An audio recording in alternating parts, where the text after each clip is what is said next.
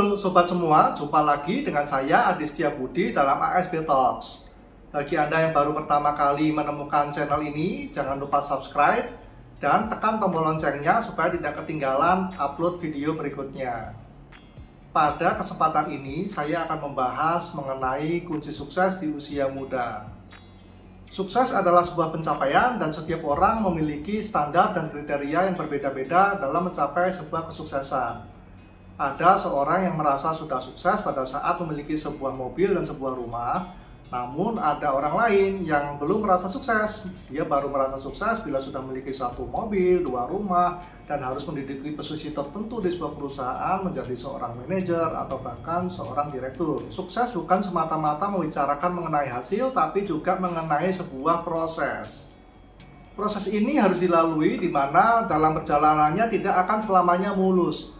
Ada jatuh, dan bangun lagi. Yang itu semua harus dilalui dan akan menempa serta membentuk kita menjadi lebih kuat dan lebih siap dalam menerima tanggung jawab. Karena dalam setiap kesuksesan akan selalu disertai oleh tanggung jawab yang lebih besar.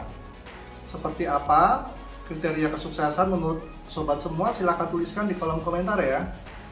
Sukses adalah kondisi di mana kesempatan bertemu dengan kesiapan. Ada dua kondisi di sini, yaitu kesempatan yang ada di luar kendali kita dan kesiapan yang ada di dalam kendali kita. Oleh karena itu, kita perlu sangat fokus pada yang ada di dalam kendali kita, yaitu kesiapan. Ada tiga hal yang paling mendasar terkait kesiapan yang akan menuntun kita semua menuju ke sebuah kesuksesan. Yang pertama adalah vision. Anda harus punya mimpi dan fokuslah pada mimpi. Jangan fokus pada kondisi Anda sekarang.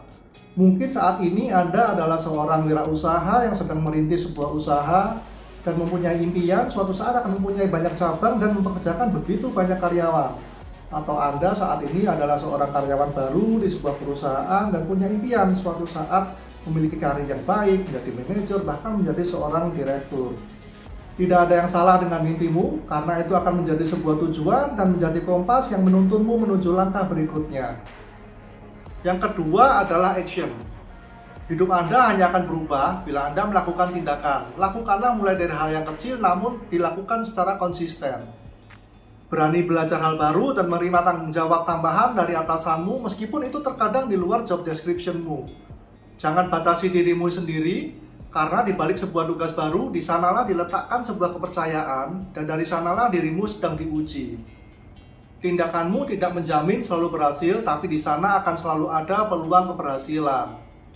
Kadang pilihan kita terbatas, namun saat kita melangkah dan dari situlah kita menemui tantangan dan disitulah kita akan menemukan kesempatan-kesempatan berikutnya dan akan banyak hal yang bisa kita pelajari dari sana.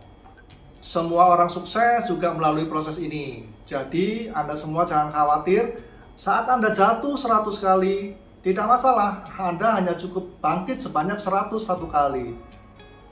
Yang ketiga adalah investasi. Mulailah berinvestasi sejak dini.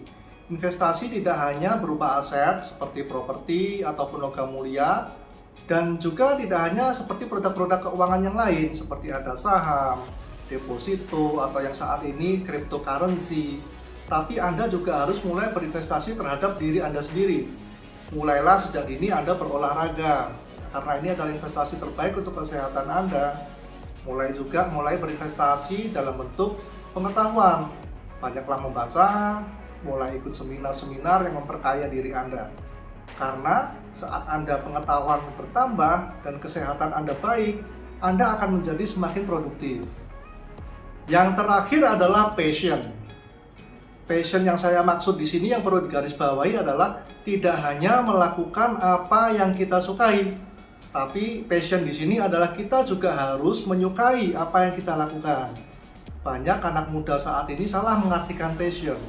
Pada saat mereka menemui masalah dan mereka merasa pekerjaan ini tidak sesuai dengan minat saya, mereka akan cenderung saya resign saja deh, atau mereka akan beralih mencari sesuatu yang lain dan memulai dari awal lagi. Passion ini yang saat ini banyak disalahartikan dan salah dipahami oleh generasi muda. Passion, kalau kita dalami, dia berasal dari bahasa Latin passio. Passio sama dengan suffering, yang artinya penderitaan. Artinya bagaimana kita mau menderita, bersabar, dan berproses untuk melakukan apa yang kita cintai dan mencintai apa yang kita lakukan demi orang-orang yang kita cintai. Passion itu adalah kemampuan kita untuk berproses, bersabar, dan berkorban untuk melakukan dan demi orang-orang yang kita cintai. Seperti kata pepatah dari nenek moyang kita, pelaut yang handal tidak dilahirkan dari laut yang tenang.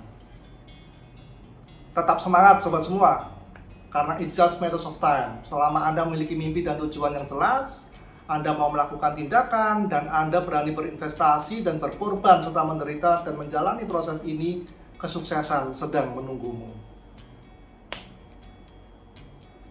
Mulailah dari sekarang, karena done better than perfect.